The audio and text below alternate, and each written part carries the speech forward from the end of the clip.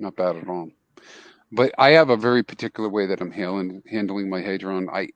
And it's not super popular maybe with people, but I do take my Hedron and mint it periodically, harvest it, and swap it into HEX. I've been very open about that, and from day one with talking with Alex, that's how I do it. That's what I do. Now, Yeah. that doesn't mean that I don't like those protocols. I do. It's just my method of trying to diversify my risk. But you guys got to understand too, or people got to understand that when you're talking about some of the larger wallets, and somebody's got let's say somebody really did go claim, their 10x, and they got 1,000 wallets, or not 1,000 wallets, but 1,000 T shares. You got a lot of Hedron that's out there that gets minted to those addresses, and so it's got to go somewhere, And I think Go into a staking pool. And initially, where was it going to go? It was either going to sit and it's dormant, asset, or then you could actually swap it, right? So you swap it out for HEX if you wanted to. Now you can stake it. And there was a brief period of time where I believe you could have used it for Wats's, which would have been a brainiac move as well.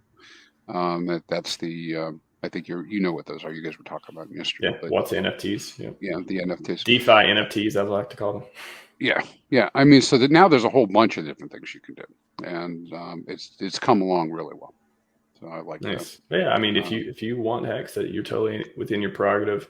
I never look down on anyone who wants to get more HEX, no matter what's going on. HEX, it all starts with HEX, it all ends with HEX.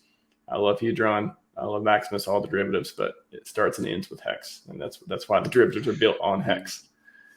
Well, yeah, and plus there's got to be reasons behind what you do too. I think when I make a decision, I should have a reason for it, not just because, right?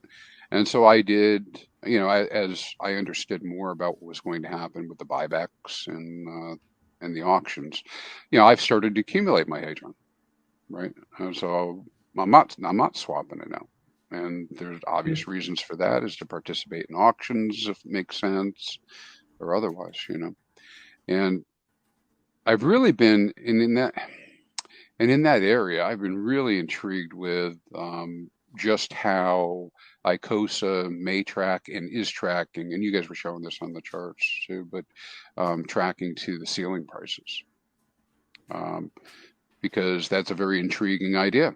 Right, that it's a derivative market where you could never sell HEX, right, and only lock HEX up, and that would be a very positive move for everyone, particularly if it's self-reinforcing.